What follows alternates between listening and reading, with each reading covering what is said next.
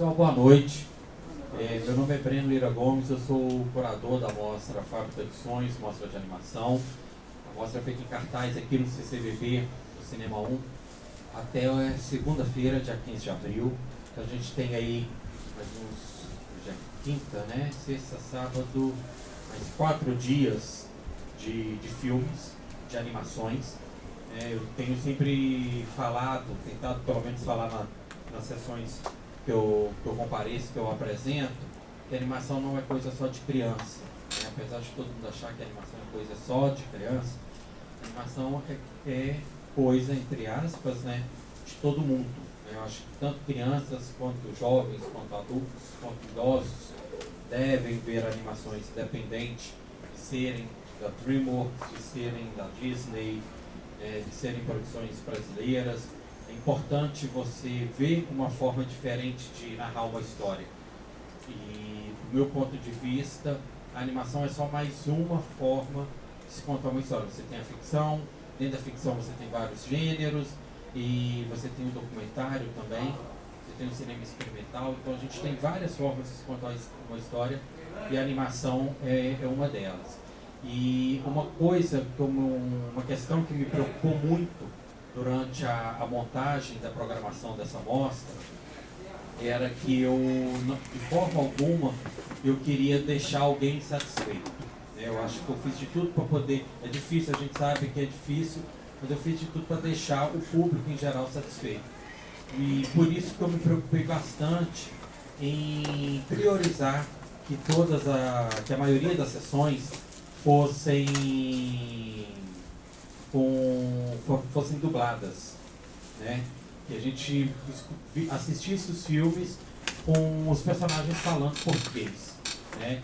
Até porque muitas das vozes que dublam nos filmes da DreamWorks são vozes que a gente já conhece, que elas já fazem parte de uma certa forma da nossa vida por conta de outros filmes de animação, outros filmes estrangeiros que a gente não cansa de ver na televisão, séries de TV, né? Então são vozes que são conhecidas da gente, mas que muitas vezes a gente não conhece a cara dessas vozes, né? Por isso que eu fiz de tudo para a gente ter um maior número de sessões com filmes dublados, somente com exceção de hoje, né? Porque tem o debate, então eu quis que todas as sessões fossem dubladas, mas na nossa programação, todas as últimas sessões têm sido com áudio em inglês e legenda em português, né? E as sessões anteriores, que ficam na parte da tarde, entre 2 e 5 horas da tarde, elas são dubladas. Assim eu, obviamente, pego o público infantil, mas também valorizo aí o trabalho do dublador, porque muitas vezes o trabalho do dublador é meio que menosprezado, né, para uma parcela do público, não é todo mundo. Eu me criei assistindo filmes dublados, né, e me acostumei a ter vozes como aquelas vozes, aquela voz do Harrison Ford, aquela voz do Ed Murphy, do Bruce Willis, né? Então, assim, atores norte-americanos que de uma certa forma fazem parte da vida da gente, porque a gente vê esses filmes, né? Esses filmes estão aí tanto no cinema quanto na televisão, nas plataformas, enfim. Mas a gente eu sempre fui fascinado com o trabalho do dublador, porque eu sempre admirei a forma como ele era feito e a qualidade final do que é apresentado pra gente, né?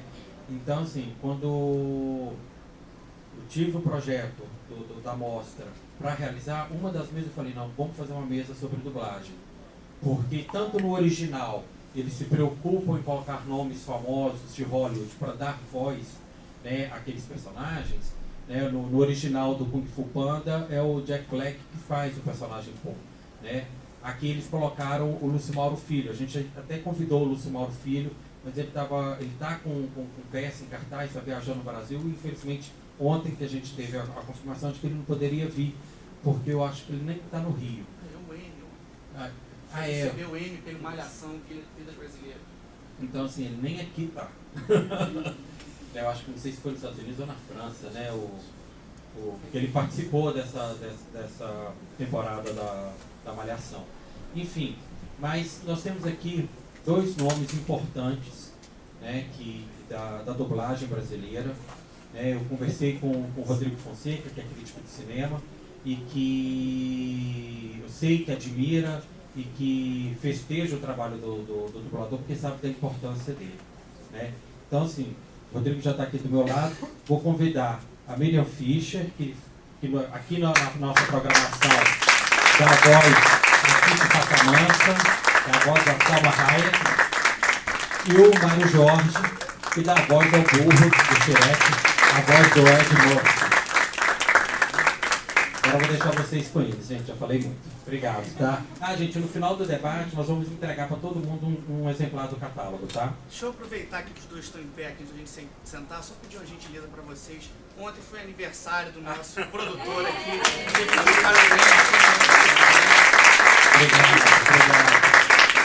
Obrigado.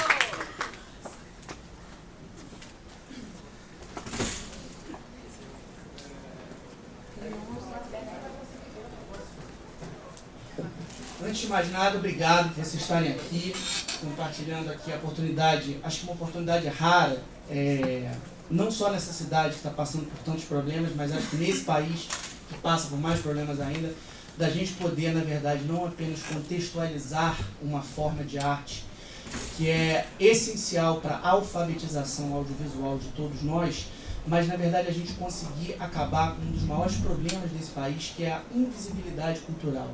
A dublagem é uma arte que durante anos sofreu todas as sortes de preconceito possíveis e imagináveis.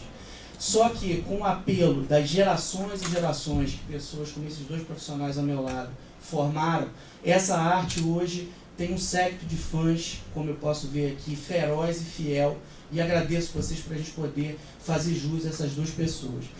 Eu queria começar esse papo, já que eu tenho a oportunidade de estar do lado da Nicole Kidman brasileira, da Angelina Jolie brasileira, do nosso Ed Murphy, do nosso John Travolta, do nosso burro falante.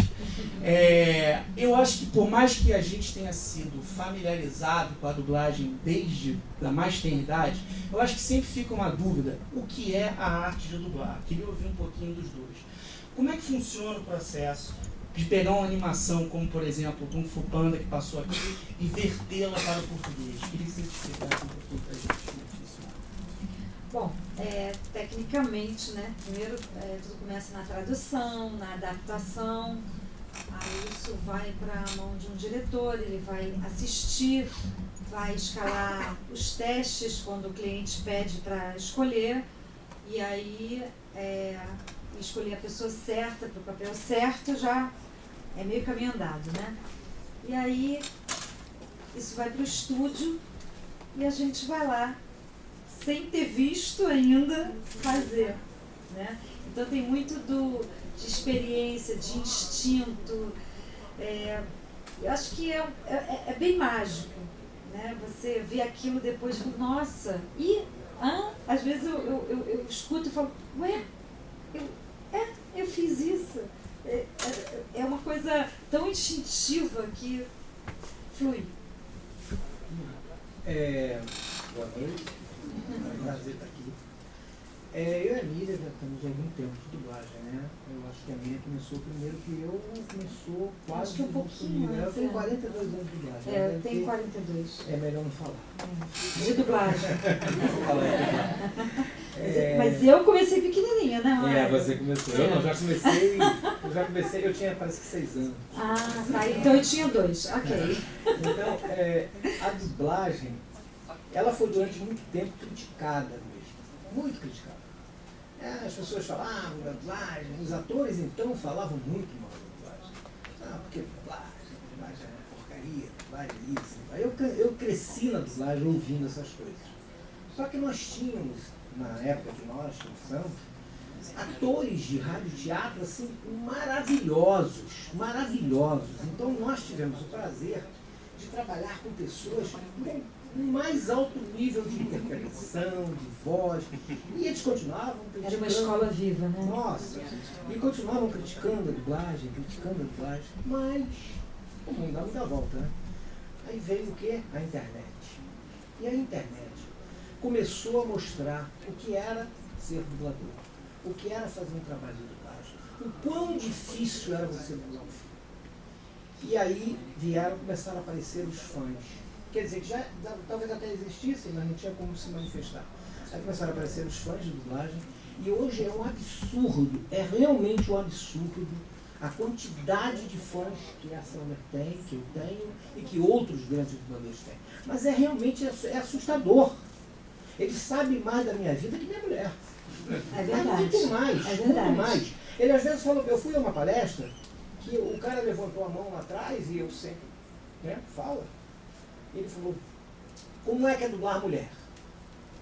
Aí eu pensei, bom, ele deve estar falando do professor Prado, né, que eu dublava a mãe e a avó. Aí eu comecei a falar, ele falou, não, nós estamos falando, eu estou falando do anime, tal, que você fazia um galã, que era mulher, na verdade, e ele se passava. Eu falei, meu Deus, eu não me lembro disso. Ele nem sabia, né? Aí eu falei, aí eu fiquei sem graça, né? Porque um monte de fãs de anime, eu peguei e falei assim, cara, é difícil, mas não é mesmo. Eu faço tanta coisa, aí falei, vou dar um nó nele. Eu faço tanta coisa que eu não estou lembrado do que você está falando. Ele falou, o anime tal falou o nome, onde eu dublei e que ano eu dublei. E eu só fui me lembrar depois que eu cheguei em casa, peguei meu celular e fui ver. Eu falei, caramba, é mesmo. Quer dizer, sabe muito mais da vida da gente. É impressionante. Eu recebi, acho que é uma semana mais ou menos, de um fã, todos os filmes, quase todos os filmes que eu dublei até hoje. Para mim foi uma maravilha, porque nem eu sabia que eu tinha dublado tanta gente. Eu não sabia que eu tinha dublado 56 filmes do Ed Murphy. Eu não sabia nem que o Ed Murphy tinha feito 56 filmes, mas ele botava o título, o ano que eu dublei e onde eu dublei. Impressionante. Sabe, aí agora, vou até contar uma particularidade para vocês, eu estava dentro do estúdio e ligaram para mim de São Paulo e perguntaram se eu dublava em São Paulo. Eu falei, dublo, eu não tenho tempo, né? Porque nós dois somos diretores e somos dubladores, então é difícil. Eu ainda faço TV Globo, ainda sou diretor do Big Brother. Aí, nas horas vagas. Aí, eu falei, não, tudo bem. Aí ele falou, não, eu quero mandar um teste para você. Eu falei, olha, bicho, a minha vida é muito complicada, mas a gente arranja. É óbvio que para eu ir para São Paulo, tem que ter eu tenho que dublar mais de um filme, para compensar eu pegar o avião. Ele falou, não, eu vou te mandar o teste. Quando ele mandou o teste, era o teste do Ed Murphy. Eu falei, não, eu não acredito que vão pedir um teste do Ed Murphy, depois de dublar 56 filmes do Ed Murphy. 56. Aí eu peguei aqui do meu fã e mandei para eles. Falei aqui, olha, manda para o cliente e fala para ele que só eu dublei. O Valdir Santana tinha dublado em umas que eu redublei na TV Globo. Aí eu dublei todos esses filmes do Ed Murphy. Você ainda quer que eu faça teste? Ah, desculpa, mas eu não vou fazer. Aí eu falei, eu não vou fazer. Aí ele falou, não, aí ficou sem graça, né? Porque realmente pedir teste do Ed Murphy, eu nunca pedi, nem nos Estados Unidos eles pedem. Aí, ontem ele me ligou e falou, Mário, o cliente não quis nem ouvir. Ele quando viu que era você e viu a quantidade de filme que você dublou, ele falou, é você. Então eu estou indo semana que vem a São Paulo para dublar o Ed Murphy. Mas quem me salvou? Um fã. É impressionante como eles sabem da vida da gente. O Mário citou Valdir Santana, esse nome é familiar a algum de vocês aqui? Quem sabe quem é o Valdir Santana aqui? Ou quem foi o Valdir Santana? Fã sabe. Por favor. Bom que você é um coro a resposta. Né? Você sabe que além dele teve uma outra pessoa que dublou Ed Murphy antes de você, que você depois redublou. Ah, sim, o Ionei Silva. Foi um erro de casting. Não, erro da direção. A direção botou o Ionei, coitado do Ionei, dublar o Ed Murphy. Na época o Ed Murphy era jovem. Foi trocando as bolas. Uhum. E 48 horas também. Não, 48 horas, foi trocando as bolas, 48 horas. E botou aquele ator que fez com ele, maravilhoso, Nick Nolte, que era do Márcio Seixas, ele botou aquele que era veterinário. Pois é, aquilo tinha nada a ver. É isso. Exatamente. Então ele arrumou toda a escalação. Mas naquela época não existia realmente essa cobrança, ninguém sabia, né? Eu fiquei muito chateado, mas depois eu redublei, porque Deus é justo. Aí voltou pra Globo e a Globo mandou ele. Esse Ionei Silva, alguém aqui era maravilhoso, Esse nome diz alguma coisa a vocês? E o Oney Silva é o mestre dos magos. Mestre Mago do Caverna Caverna do do Dragão. E ele não dublava o Bareta? Dublava o Bareta. É. Ele era o Agora dublador do imagina a Bareta. voz do mestre dos magos, É. já com a idade de mestre dos magos, fazendo o Ed Murphy com 18 anos. E com a voz de cigarro, né? Ele tinha aquela voz de cigarro. Então o Ed Murphy ficou assim. Não, e mais um detalhe. O Ed Murphy, eu comecei a dublar o Ed Murphy exatamente pelas gírias. Eu começava a pesquisar as gírias atuais para botar no Ed Murphy. Porque ele usava muita gíria, mas gíria americana. Aí eu comecei a pesquisar, então eu fazia. Imagina, coitado do Ionei, que era ótimo, é maravilhoso Muito ator, bom, maravilhoso dublador. Mas ele botar aquelas gírias de. Como vai, Pantera? Como é que você está, Pantera? E aí ficou meio esquisito, realmente. Aí quando bateu na Globo, a Globo falou, não, eu não durei lá. Graças a Deus. Aí eu fiquei com invicto, agora eu estou invicto, agora só eu dublo. Deixa eu trazer uma questão aqui para vocês. Eu queria continuar um pouquinho mais na técnica, porque eu acho que é importante a gente entender como é que esse ofício funciona. Geralmente as pessoas estranham quando... todas as vezes que eu sempre escrevi sobre dublagem, todas as vezes que eu colocava direção de dublagem, as pessoas... Eu recebi uma interrogação. As pessoas estranham o que é a direção de dublagem. Queria que vocês explicassem um pouquinho pra gente como é que funciona isso. Eu vou falar um pouco, ela fala um pouco. Senão eu vou ficar só eu falando, eu já falo muito. Fala, começa aí. Eu falei? A direção de dublagem é o seguinte, você recebe o filme, você assiste o filme, marca o filme, né? É uma decupagem. Você marca o filme porque vocês não sabem, tem uma coisa chamada loop. Quem é fã sabe o que é, mas loop é exatamente a cena que vai ser dublada. E ela tem que ser cortada em 20 segundos. Se ela tiver mais de 20 segundos, conta 2 loops, porque pelo nosso acordo coletivo de trabalho, cada cena tem que ter no máximo 20 segundos, para poder contar, porque a gente ganha por hora. Como é que você ia contar isso? Então foi criado o loop, né? O anel, como é em São Paulo. Então são cenas. Então você, o diretor, corta os loops. Agora, antigamente a gente cortava tudo na mão, agora é uma delícia. Você bota no aplicativo, o aplicativo te dá tudo cortado já, com o número marcado. Meu Deus, por que eu nasci ontem? Eu nasci há 40 anos atrás. Ela pegou dublagem braba de filme. Nossa, eram 500 pessoas dentro do estúdio, era terrível. Mas era maravilhoso. Ah, sim, porque o a gente trabalho era melhor. aprendia com os mais antigos, né? A gente tinha comparação, a gente se esforçava, porque não podia errar, porque às vezes alguém tinha uma fala desse tamanho, e você no final falava oi. E você errava. Não podia errar, porque senão aquela pessoa tinha que fazer tudo de novo. Não, e a gente que estava começando, eles até eram muito gentis, mas a gente estava começando, quando a gente errava, a gente via aquelas caras assim. Tinha um dublador maravilhoso chamado André Filho, maravilhoso, mas que era muito difícil. Então, quando você errava, se ele gostasse de você, você podia errar à vontade, mas se ele não gostasse de você, ele fazia assim.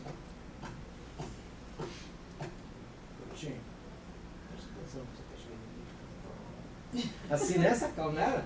Era exatamente. Então você dublava com aquelas feras, sabe? Era muito difícil, era uma tensão muito grande. Agora, em compensação, era uma aula de cursinhos que tem hoje de dublagem, milhares de cursinhos. O nosso curso era ali, com aqueles atores do lado deles, errando, apanhando e aprendendo, né?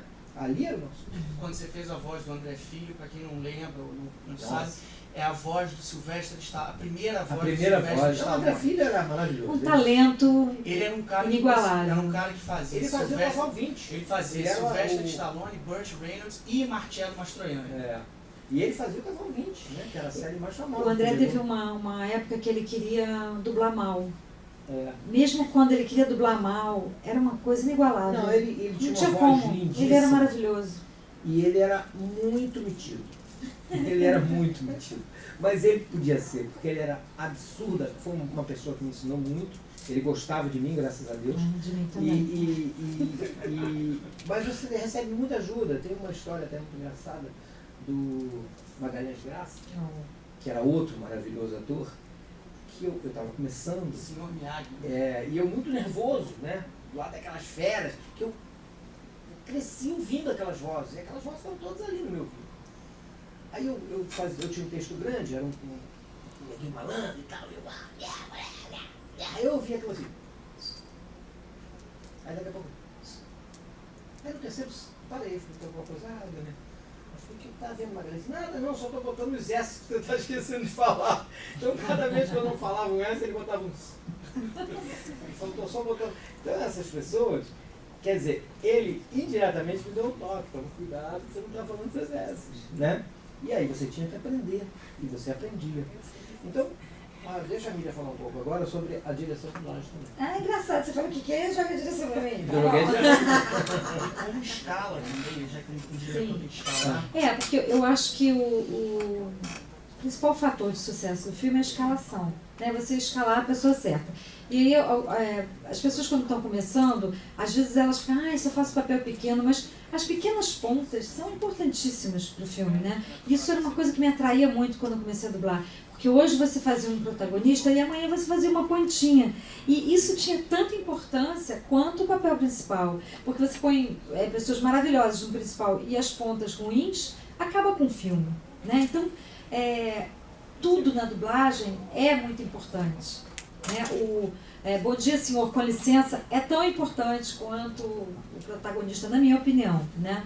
E o papel do diretor, em primeiro lugar, é escalar bem, adequar as vozes, porque você já deve estar careca de saber, de ver, de assistir o velho com voz de novo, né, de jovem, e no mesmo filme o jovem com voz de velho, uma coisa totalmente inadequada, né? A gente tinha muita gente, né, que esqueci de escalar, vem cá. Aí, não, mas peraí, essa senhora tem 98 anos, eu tenho 15. Faz uma voz aí. Né? Aí começou o estereótipo, né? O estereótipo da dublagem. Eu tenho uma teoria até, né? Não saindo do assunto, mas saindo. Eu acho que nós, na verdade, a dublagem veio do rádio, né? Do rádio teatro. Então, o que acontecia lá? Você passava todo o personagem através da voz. Então, né, a mocinha era assim, o galã era assim, e o vilão era uma coisa, né? Então, as pessoas vieram para os filmes, né, dublar os filmes com esses estereótipos, né? E aí, tinha uma interpretação muito mais pesada antigamente, porque eu acho que a dublagem, sempre falo que ninguém pode se sentir no topo, porque a interpretação dos atores vai mudando e você tem que ter humildade de saber que você não sabe tudo e que você tem que acompanhar. Né? Não sou eu na frente do ator, é o ator na minha frente, ele que vai me dar. Enfim, aí, daí eu acho que nasceram esses estereótipos. E eu fico assim, um pouco assustada quando os jovens entram na dublagem. Eu gostaria de dublar uma coisa, né? Fazendo essa voz que não existe mais, que não deveria existir. Né? Que hoje em dia é uma coisa natural, uma coisa mais leve, mais flat, mais, enfim. E eu acho que essa foi a grande mudança, né? E esse... Acho que não perdi, mas tudo bem. Nos achamos. Ok. Mas a grande mudança que houve realmente foi contra as crianças. Quando nós começamos, as crianças eram feitas por adultos. Eu comecei criança, fui a primeira criança, não a primeira criança em dublagem, porque os filmes da Disney eram feitos, criança dublava criança, mas eram pessoas eventuais. Acho que foi a primeira criança contratada mesmo para fazer. Só que os adultos preferiam botar adultos para dublar os diretores. E aí ficava aquela voz que todo mundo falava, voga a bola, ficava aquela coisa linda, né? E isso sempre me perturbou muito, eu sempre achava isso muito feio. Aí eu tive a chance de passar a ser diretor de dublagem da Rede Globo, diretor do departamento de dublagem da Globo, e aí a primeira coisa que eu fiz foi acabar com adultos fazendo criança. Foi uma briga no início, porque estava todo mundo acostumado, mas não tem criança. Tem criança. Aí surgiu a primeira novela que foi a Marlene que dirigiu. Carrossel. E no Carrossel surgiram várias crianças que hoje são dubladores maravilhosos. Diretores de dublagem. Essas crianças surgiram no Carrossel e eu aproveitei todo esse lance para dizer, não, tem muita criança boa na dublagem. Eles vão aprender. E hoje tem uma fábrica de crianças. É verdade. Hoje é só criança. Hoje criança dubla criança. Aí um pergunta pro outro assim, vem cá, quem faz uma criança de 3 anos? Aí todo mundo diz, como uma criança de 3 anos? Aí a gente pega uma criança de 6, 7, que já sabe ler, e joga a voz só um pouquinho mais leve e vai bem para a criança, entendeu? Agora, e já tem criança até 3 anos, a filha da Maíra. A filha da Maíra tem quantos anos? 4? Não, tem 5. 5, já está dublando. Bárbara e a Vitória começaram com 4, 5 anos. A tua também, a tua filha? Minha filha começou com 6 anos, 5 anos. A Bárbara começou com 5, a Vitória com 4. Ela hoje mesmo dublou comigo. Então, aí eu acabei com isso, que eu achava muito feio. Era O mesmo. adulto fazendo as Não, coisas, e as mulheres faziam os meninos. É. Aí eu me lembro que eu fazia uma animação chamada Galtar, que era uma espada, sei lá do que. Aí eu me lembro do Gonçalo falando pra mim, faz zangadinho. Era pra enrugar aqui e fazer, ei, não sei o que. Aí Não, era isso. ia sair com voz de garotinho. Aí hoje não é mais nada, você pega uma criança e bota a criança pra fazer o garotinho, né? O garotinho fazer o Tão garotinho. legal. E esses garotinhos, vou dizer uma coisa pra vocês, tem garotinho na dublagem ganhando mais que a gente. Não tem um garotinho, é um garotinho. E eles são muito bons. E aí eles acabam saindo, eles acabam também se preocupando com a qualidade, começam a fazer curso, aí começam a fazer canto e vão embora, sabe? E aí é isso, o diretor escolhe as vozes, de preferência as vozes certas, para os personagens certos. Vocês estão falando disso, você falou do Galtar, eu vou puxar um assunto aqui que eu acho que está dentro do nosso universo dessa mostra.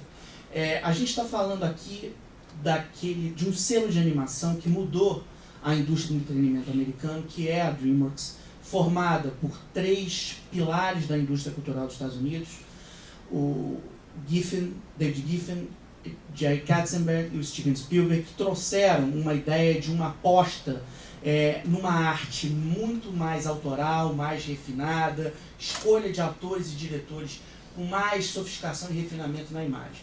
E isso deu para a gente uma forma de representação daquilo que a gente chama de family film, filme para a família, sobretudo a partir do Shrek, que possibilitou a entrada de temas, neuroses, conflitos familiares, conflitos adultos para o ambiente da animação, para toda a família, sobretudo para o público mais infanto-juvenil.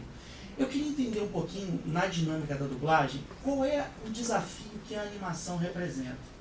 Quando a gente trabalha na dublagem inicial, nos Estados Unidos, por exemplo, ou em qualquer outro país que produza a animação do zero, na maioria dos casos a voz original ela é gravada antes da animação ser feita.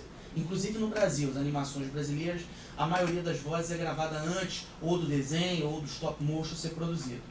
Vocês dublam já com as vozes de grandes talentos americanos ou grandes talentos internacionais oferecidos a vocês. Qual é o desafio que isso significa? Queria ouvir a Miriam, depois Mário. Eu estava falando agora há pouco sobre isso, que a gente já ganha de presente um trabalho elaborado, pensado, estudado, né? Porque a gente entra no estúdio, nunca viu aquilo e vai fazer. Então a gente já tem de presente aquilo elaborado, e aí o desafio é você colocar mais um pouquinho, né? É você contribuir. E é um desafio mesmo.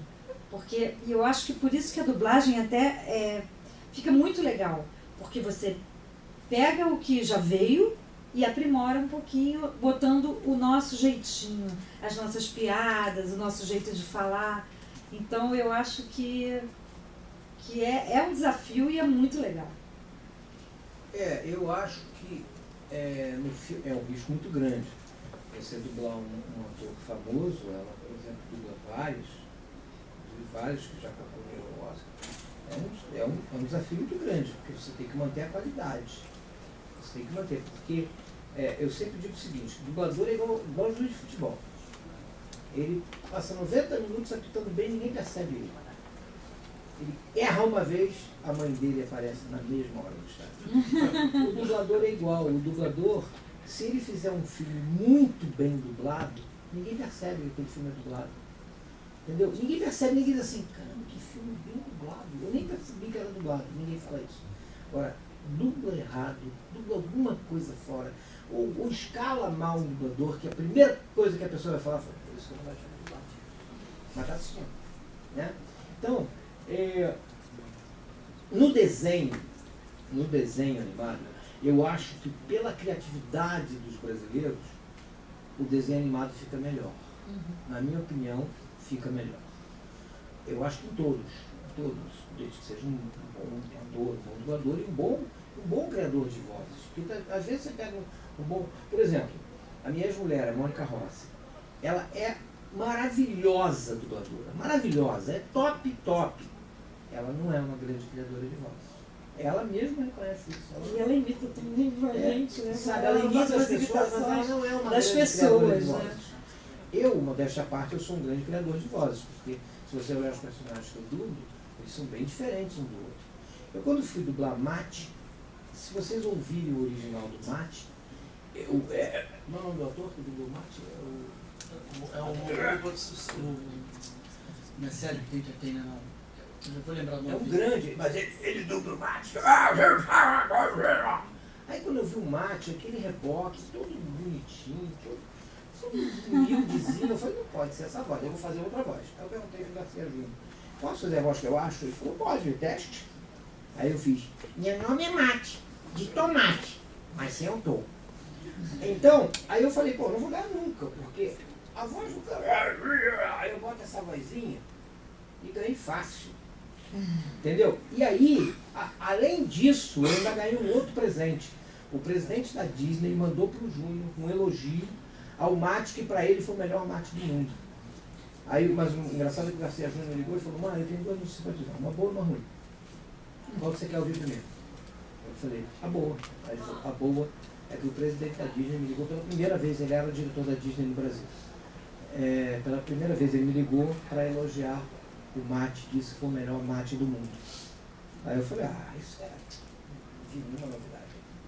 Aí ele pegou, aí eu falei, e a ruim? Ele falou, a ruim é porque você vai ficar insuportável.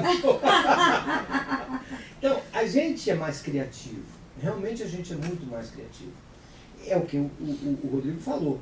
A gente já dubla em cima de uma coisa que já existe e que você tem que sincronizar. Eles não. Eles fazem o tipo, correm do jeito que eles querem, freiam da maneira que eles querem. É mole. Depois bota. Agora e a gente fazer isso? Na hora que tá. Olha, eu dublei a vaca da Vaca e o Frango. E aí, o mesmo dublador dubla a vaca, o frango e o bum de fora. Né?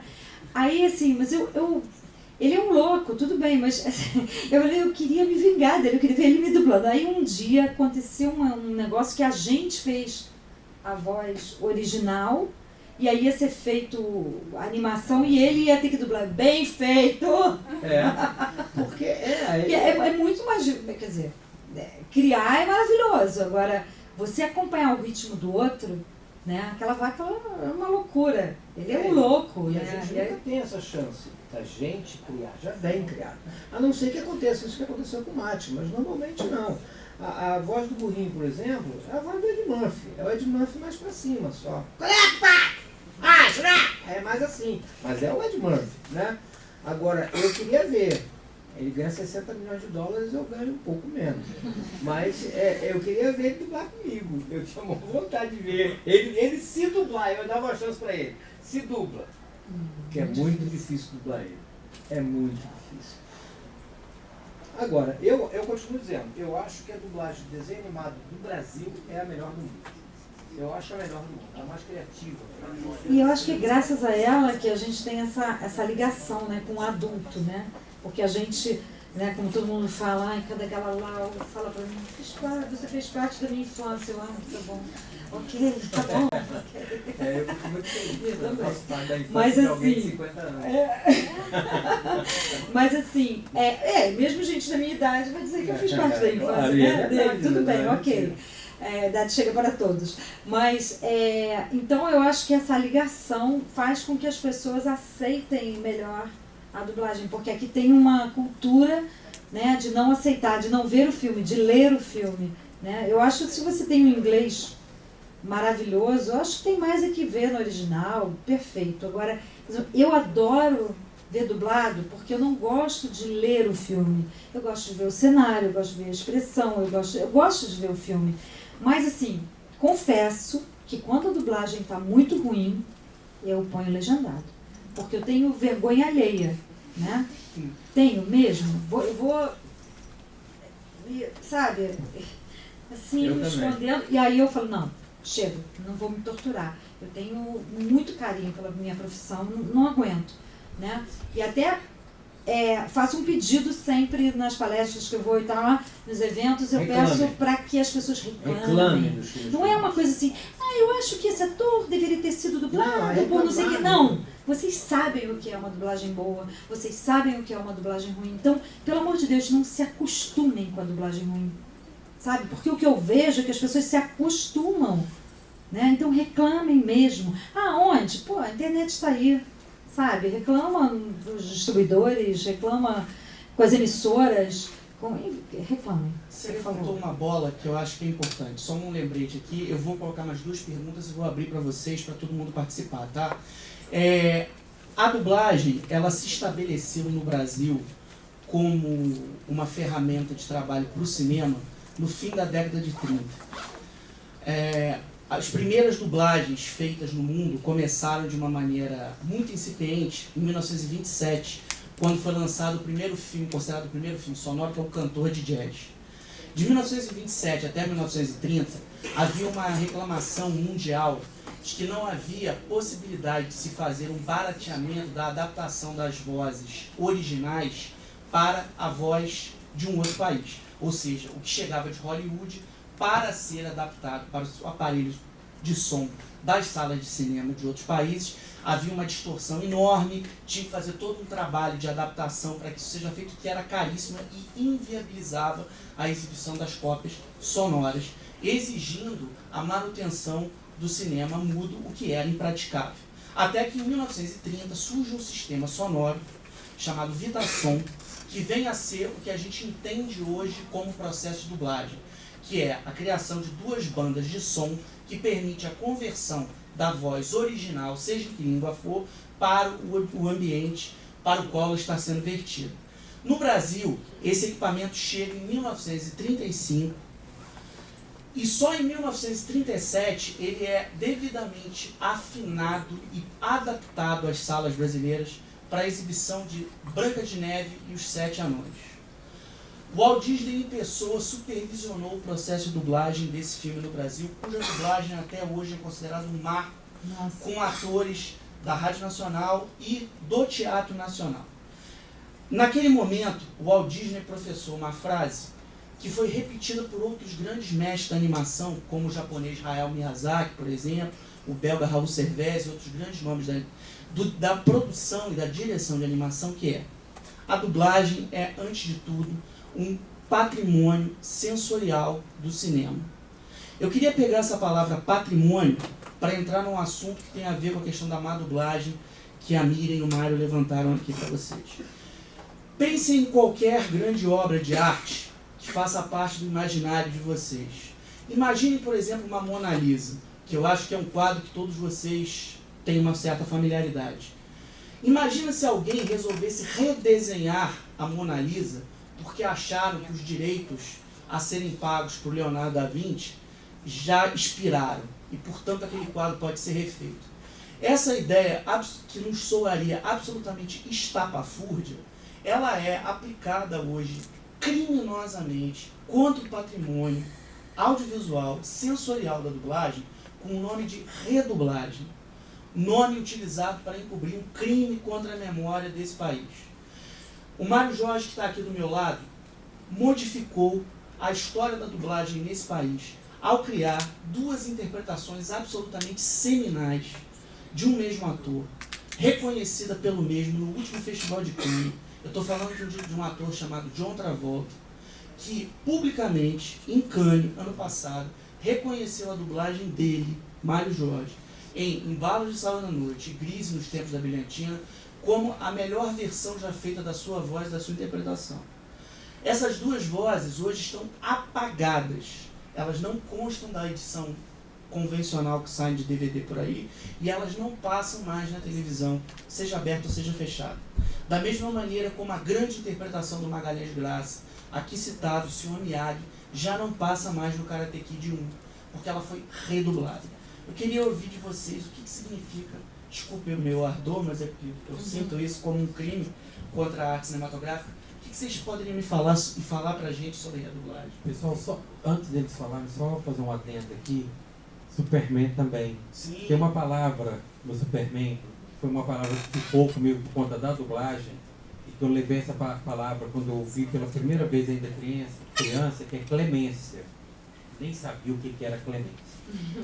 Porque logo no começo do filme, quando o Capitão Zod, mais os dois parceiros dele estão naquela placa de vidro, eles saem gritando clemência, clemência, clemência.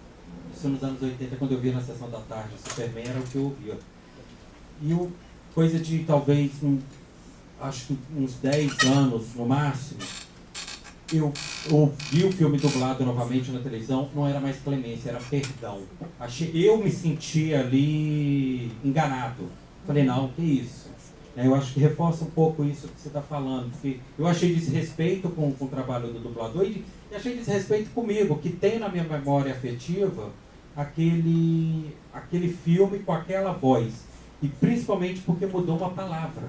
Posso citar uma coisa grave aqui? Vocês viram Highlander, Guerreiro Imortal? Quem treina o Christopher Lambert, né, o Conan McLeod, para ser o grande guerreiro Highlander, é o Sean Connery, então dublado pelo André Filho, aqui mencionado. Tem uma sequência que se passa no século XVI, que o personagem do Sean Connery vira no meio de uma confusão e fala assim: que farândula é essa? Quer dizer, que confusão é essa? Na redublagem, o ator chega e fala: que treta é essa? Farândula virou uma gíria de Paraisópolis. Olha, eu ia falar exatamente isso. Eu estava Curtindo a Vida Doidado, que as pessoas adoram e tal, e realmente é um filme super fofo, né? E aí eu estava ouvindo as gírias que eu falei no filme, que faziam parte daquela época, e que eu nunca falaria com naturalidade hoje em dia, né? Pacas, não sei o quê, sei lá, tem milhares de gírias lá. Então era um retrato de uma época, e foi uma coisa muito legal na dublagem, que a gente começou a improvisar e a colocar a nossa linguagem jovem, né? Então nunca seria reproduzido. Imagina Curtindo a Vida Doidado com fala sério, treta, nada a ver, né? Nada a ver, não seria bacana. Então, eu acho que isso a gente perde a relíquia da época, o retrato da época, né? É uma pena. É uma pena, eu fico muito chateado, mas como a gente sempre fala, quem manda são os donos, e eles mandam e aí se faz esse crime, que eu acho um crime. Sabe, tem por exemplo, no Grease, várias vozes que já morreram, sabe, e você perdeu isso, sabe, eu ainda estou vivo. Eu também estou vivo. Eu ainda estou vivo, eu posso redublar, quem sabe, né, mas isso que morreram, né. Eu tenho uma coisa também que é muito interessante. A Fox resolveu passar o Professor Aloprado para que o Ed Murphy visse as dublagens dele no mundo. Eu acho que foi até ele que pediu.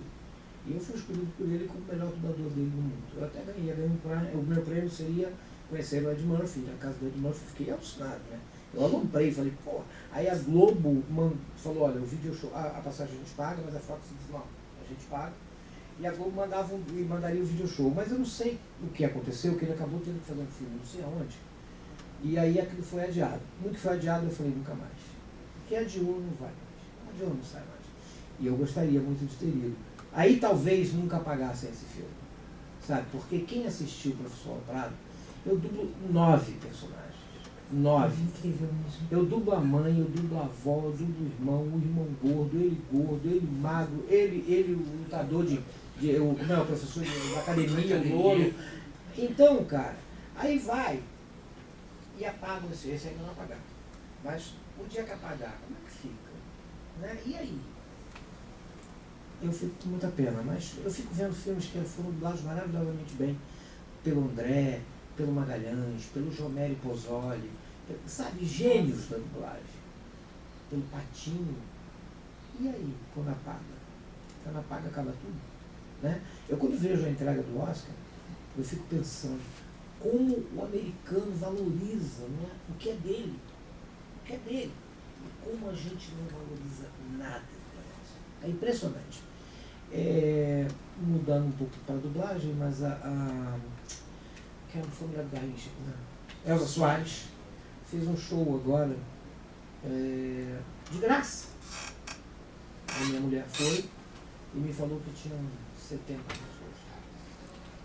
Cara, isso é um crime.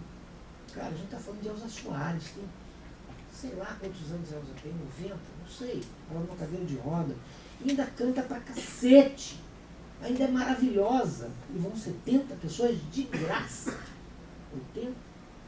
Então a gente não é menor valor, não é menor valor. E quando você pega uma obra que foi feita há 40 anos e apaga, você acabou uma parte da história, como ele falou. E aí? Como é que fica? Né?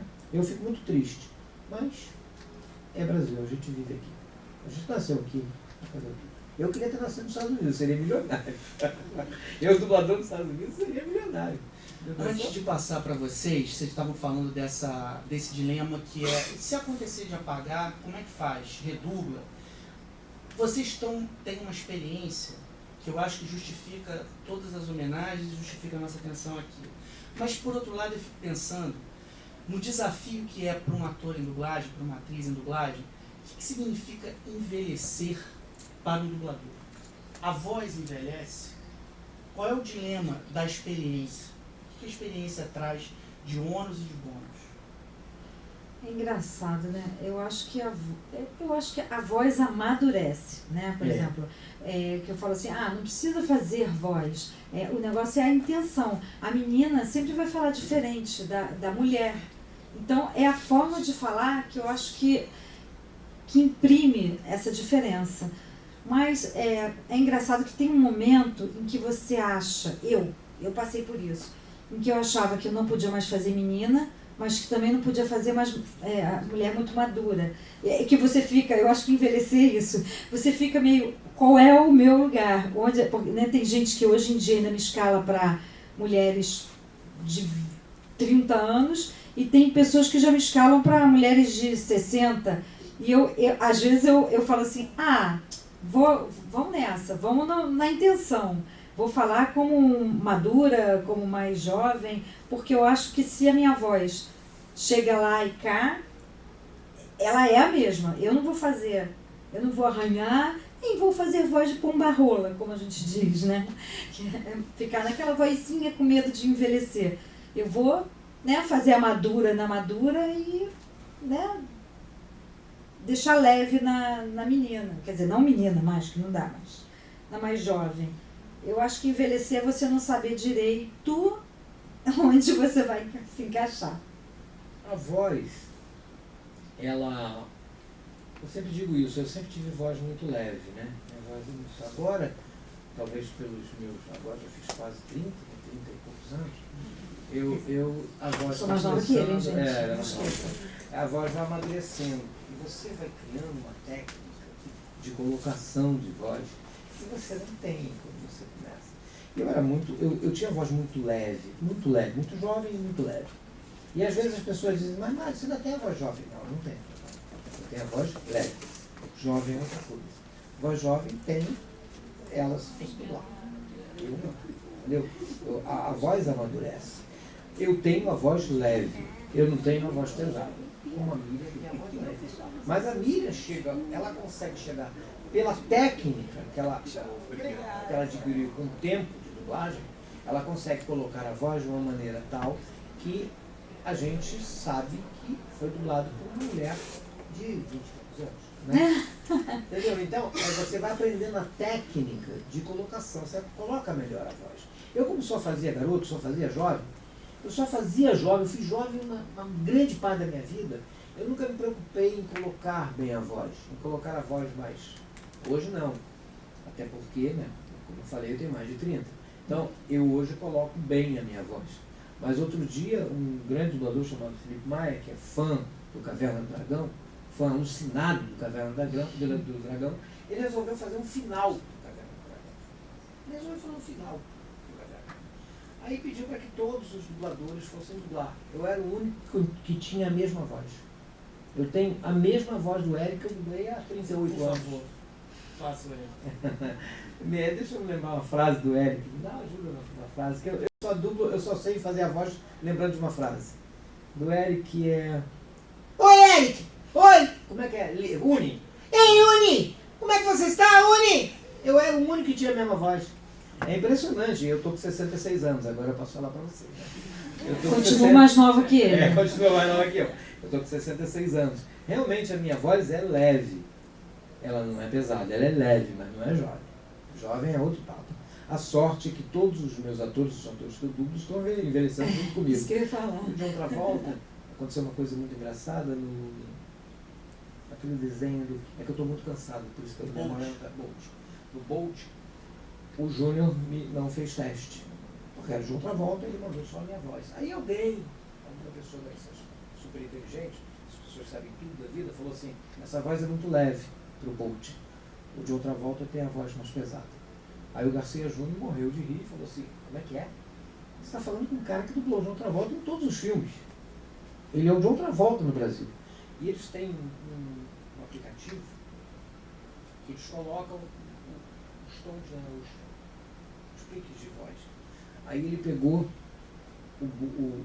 mandou fazer uma voz pro Bolt, eu fiz a voz do Bolt era a voz do John Travolta mesmo. Eu não criei nada.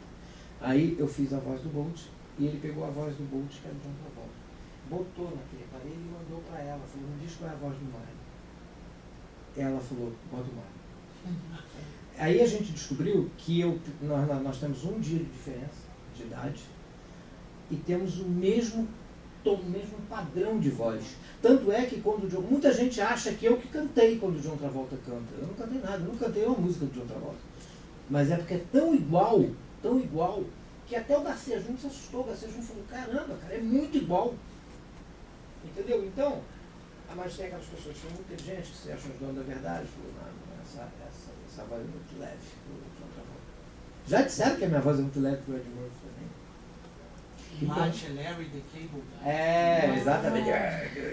Você sabe que eu me lembrei de uma história, o Telmo Telmo foi um dos maravilhosos. Ele, por exemplo, ele era era o diretor ator de dublagem que eu conheci. incrível. E ele também era tradutor, e ele se preocupava naquela época já com labial. Ele traduzia os filmes incrível, dele. incrível. E ele que adaptou, por exemplo, Dino da Silva Sauro, ele que batizou a família Dinossauros, né? Assim, incrível. Ele fez uns testes, era Charlene, que era Earl Sinclair e virou Dino da Silva Sauro. Vai ser criativo assim, né? Enfim.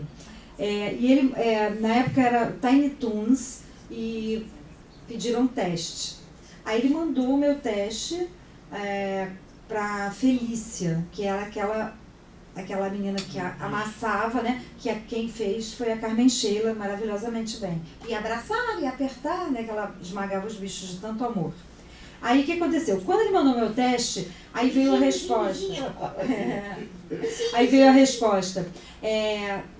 Ela não tem, falando sobre mim, né? Ela não tem voz de desenho animado. Não tem voz para desenho animado, me reprovou. Aí o Telmo ficou muito chateado.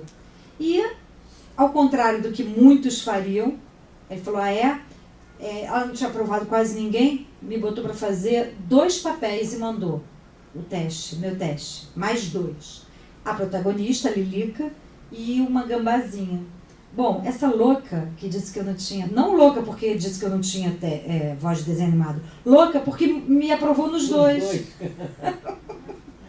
Quer dizer, aí eu ganhei a Lilica e aí ele explicou que aqui no Brasil a gente não fazia, 2 pessoas não faziam, cada um fazia o seu personagem e tal, e que ele preferia botar outra pessoa para fazer a Flor, que era a gambazinha. E eu ganhei a protagonista. Eu amo essa mulher que disse que eu não tinha voz de desenho animado. Ainda bem que você não tem, né? Né? Você faz uma Pois voz. é. Se você tivesse uma voz de desenho animado. Aí... Quem tem voz de desenho animado é a menina do Big Brother. Ela tem voz de desenho animado. Ainda bem que eu tô... Vocês lembram a voz, vocês lembram bem da voz do Pernalonga? O Pernalonga é feito por um genial ator brasileiro chamado Mário Monjardim. Na Alemanha, o ator que dubla o Pernalonga é um ator considerado, é uma pessoa, um indivíduo considerado incapaz de viver em sociedade. Ele anda com uma placa da Sociedade Psicanálise da Alemanha dizendo não mexa com essa pessoa. E ele vai para o estúdio armado lá o Pernalonga. Só que ele funciona tão bem que deixam ele ir. Mas sempre que alguém pede para ele redublar, ele tira o revólver. Isso já é uma lenda no cinema alemão. Queria passar para vocês, por favor, quem tiver alguma pergunta. Pessoal, quem quiser fazer pergunta, levanta a mão para eu poder levar o microfone, porque a gente está fazendo um registro que vai ficar aqui na biblioteca do CCBB. Só fazer um comentário, que eu não percebi se você falou ou não. Você citou Branca de Neve, se eu não me engano, Orlando Drummond fez a voz de um dos anões do Branca de Neve. Mas acho que isso foi na redublagem. Foi na redublagem? Bem que Não, o Orlando Drummond está com quase 100, ele está com 99 não, vai fazer já. 100 agora em Mas outubro. O Drummond faz agora 100. Em outubro. E ele fez o Scooby-Doo, né? Ele é o Scooby-Doo. Quem E Alfio é teimoso. Alfio é Ah, eu teimoso. fiz também. Eu também. Eu perdi o teste para ele, do Wolf. É? Alô, boa noite. Boa noite. Gostaria de saber, tem idade assim para começar a fazer dublagem? Pessoas com 50 anos pode fazer ou tem que começar com 3 anos de idade? Não tem idade. Tem um preparo que você vai ter que ter. Você tem que ser ator, né? Porque é uma especialidade do ator. Então você tem que ter o registro profissional de ator. E hoje em dia, antigamente a gente começava indo nos estúdios, olhando e tal. E hoje em dia as pessoas fazem um curso para já chegar preparada, para batalhar seus testes e tal. Então, na verdade, eu acho que não tem idade, não. E o mercado, eu acho que absorve bem pessoas mais com mais idade.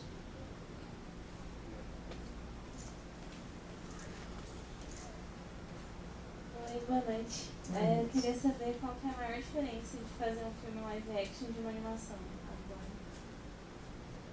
Não tem diferença. Eu trabalho de ator e de dublagem. A diferença é que você, na verdade, você cria um tipo, né? Você cria um tipo.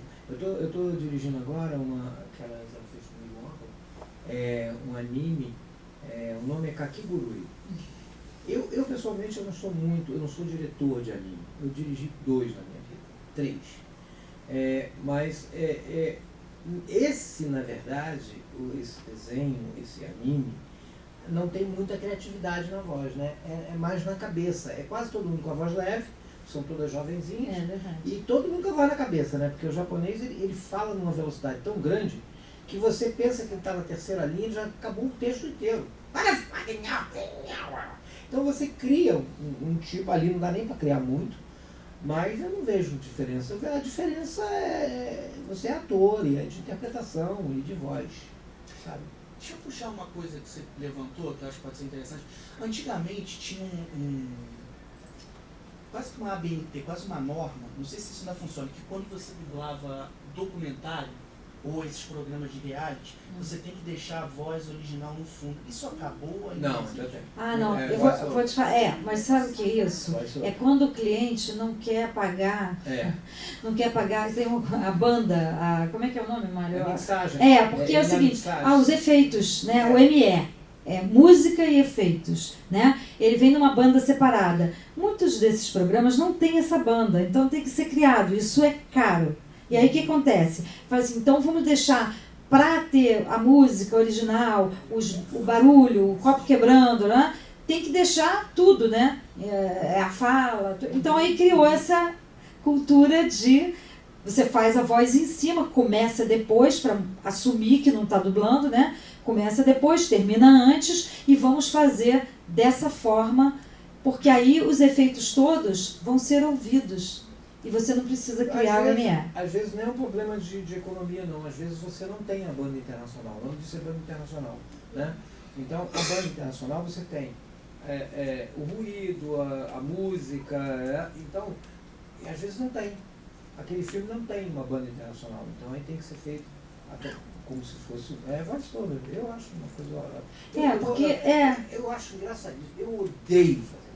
Eu também. E todo mundo diz que é muito fácil. Realmente é fácil, não tem sincronismo.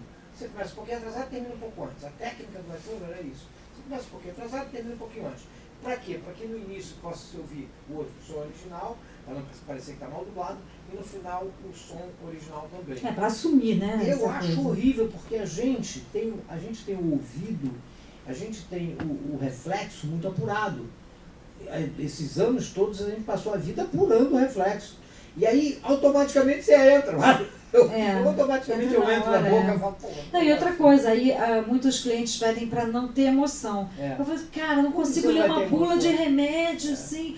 Modo de usar. Não sei o que, Eu posologia. não Eu consigo tenho que também. interpretar, até falando da posologia do remédio. Como é que eu vou fazer isso sem botar nenhuma emoção? Eu tenho essa dificuldade, Né? eu encontro essa dificuldade. Eu realmente tenho essa Não dificuldade aguento.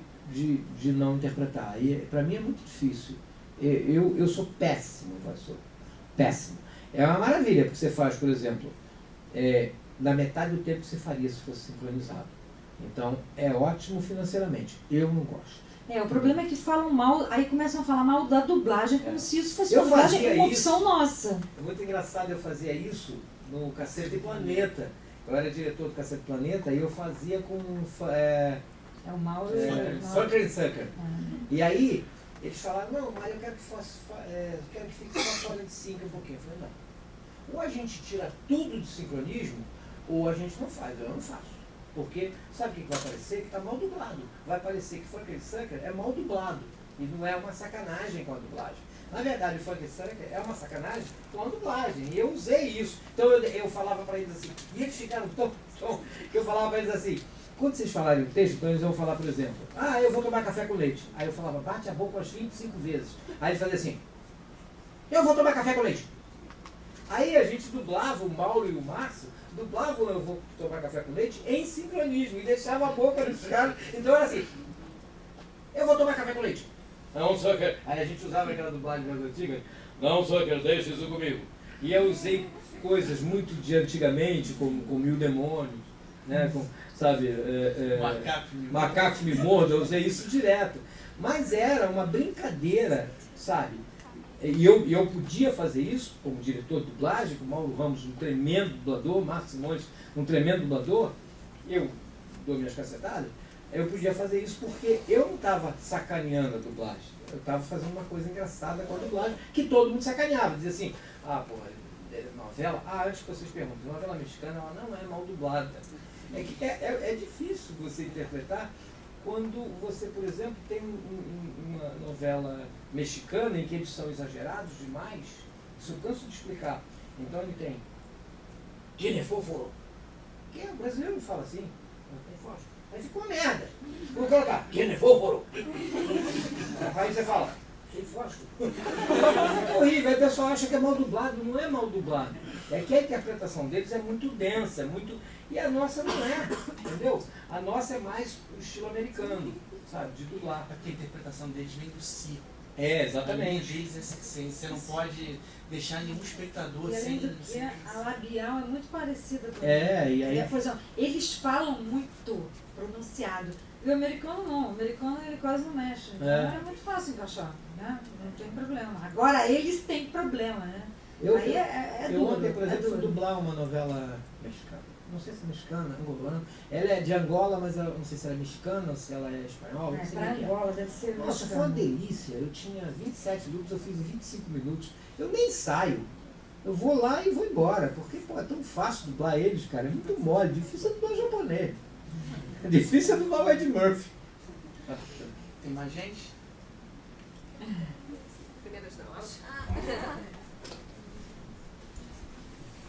Olá, Oi. meu nome é Beatriz. Eu queria saber como é que é a dublagem de jogos. Assim. Vocês só pegam um áudio, vocês têm imagem, como é que funciona?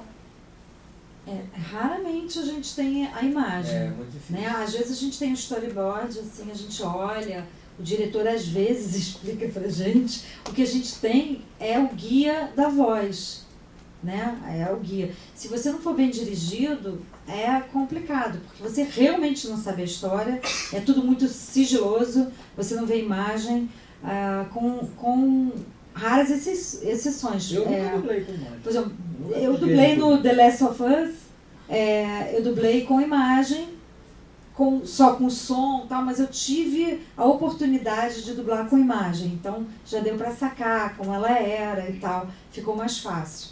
Por exemplo, a Ari, a do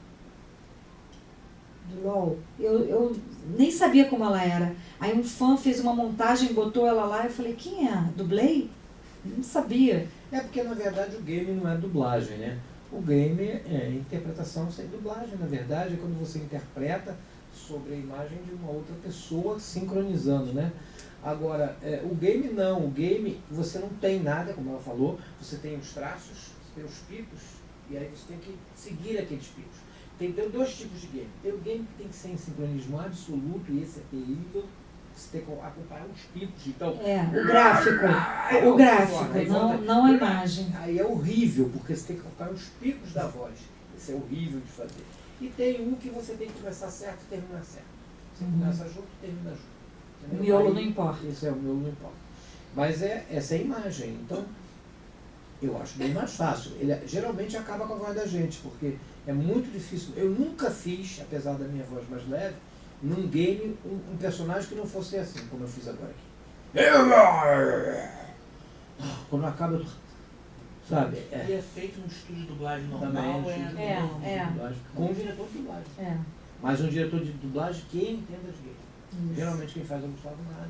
Tá. Mas são dubladores que O Zé entendem Leonardo, de game. São Leonardo dubladores que Santos. entendem de game. Eu nunca dirigi game. Eu não entendo. Miriam já? Não. Nunca dirigi game. Já dublei muitos, mas que é bom, muito bom, por sinal. Muito bom. Muito bom. É bom. É bom. É bom. Agora tá até mais difícil, mas teve época de dublador sair com um carro no bolso. Sabe? De ganhar muito dinheiro mesmo, que agora tá difícil. Tá difícil. Tá difícil. Você sai com um carro, mas daquele pequeno. Boa noite. Boa noite. Eu queria saber como o que é uma boa escalação de dublagem para vocês. E junto com isso, o que é uma má dublagem para vocês, né? Como a Miriam falou, a gente sabe que é um filme mal dublado, mas o que é para vocês um filme mal dublado e como é o que é para vocês uma boa escalação na dublagem? Eu explico o mal dublado, eu explico o bem dublado. Tá bom. O mal dublado é simples. Mal escalado, a voz não tem nada a ver com o personagem, né? Eu dublando um cara de 70 anos, ou eu dublando um cara pesado, fica horrível, né? E aí bota uma voz, aí bota o cara para fazer a voz quando não era para ele, e aí fica fazendo, aí desafina nas vozes. Mal interpretado, porque geralmente quando não é bom, a interpretação é muito ruim, e cantada, né? Muito cantada, né? Porque o americano, ele canta, né? Ele vai here, aí você vai falar, tem alguém aqui? Já pensou que coisa horrorosa? Anybody home? Aí ele canta no home. Aí se a gente falar, tem alguém em casa? Olha que merda que fica. Né? Fica uma desgraça. Isso é a má dublagem. Aí você vê o cara falar, tem alguém em casa? Ó, Onde é que você fazem, esteve? Tem alguém em casa. É isso. Sabe? Canta bom, no final das falas. A interpretação geralmente é muito ruim. O sincronismo é bom porque você hoje tem um negócio chamado Pro Tools, que você bota em sincronismo, sabe? Na nossa época não tinha nada disso, era no olhômetro mesmo e na boquinha lá. Na adrenalina. Na adrenalina braba, e Início você de tinha que fala, sincronizar, era uma você vê. adrenalina. Olha, vocês que assistiram o Professor Aloprado, eu sempre cito meus filmes, que eu não gosto de citar filme dos outros, né? Mas você, até porque eu levanto a minha bola. Não, mas você pega, por exemplo, o Professor Aloprado não foi dublado em Pro Tools, não foi dublado em nada disso. Foi dublado em fita magnética, então, bicho, era fazer na boca mesmo. Porque você não tinha como consertar. Você não tinha como puxar para lá ou para cá. Então era na boca. Você errava, fazia de novo, você errava, fazia de novo, você errava, fazia de novo, você errava, fazia de novo. Eu acho que era o Professor Aloprado, aquela cena em que aquele comediante começa a sacanear o gordo e depois o Ed Murphy volta como magro e sacaneia ele. Aquela cena foi desesperadora, porque não tinha como aproveitar. Então eu fazia, qual é? Você acha? A tua mãe? O caralho, blá, blá, blá. Aí eu errava, voltava tudo, voltava lá no início, era a tua mãe, aí eu errava, a tua mãe, até acertar. Hoje não, hoje você fala, aproveita até a tua mãe. Aí pega o plantões, pega e acerta. Entendeu? A má dublagem é isso, é má interpretação, má escalação, péssima direção. Essa é uma má dublagem, você reconhece na hora que você liga. Na hora que você bota no ar, você já viu que está uma porcaria. Eu só assiste má dublagem quem quer, porque na cara, de cara você vê. Agora, boa dublagem, a Miriam eu deixo. Maravilhosa. Mas olha só, pegando um pouquinho o gancho, vou dar só um exemplo de uma péssima dublagem, por exemplo. Eu acho que tudo passa pela direção também. São detalhes mínimos que você pode transformar o filme, né? Também a boa escalação e tal, mas inflexões, intenções. Eu digo sempre, a pessoa tem que ter inteligência artística, cênica. A gente tem que ter uma inteligência rápida para, em 3 segundos, saber o que está acontecendo naquela cena, né? Então, e o diretor, ele tem que ser um alicerce ali para conduzir. Por exemplo, eu vi uma cena, o cara falava assim, ele tinha que falar, não é culpa sua. E ele falou, não, é culpa sua. Aí eu, oi? Como assim?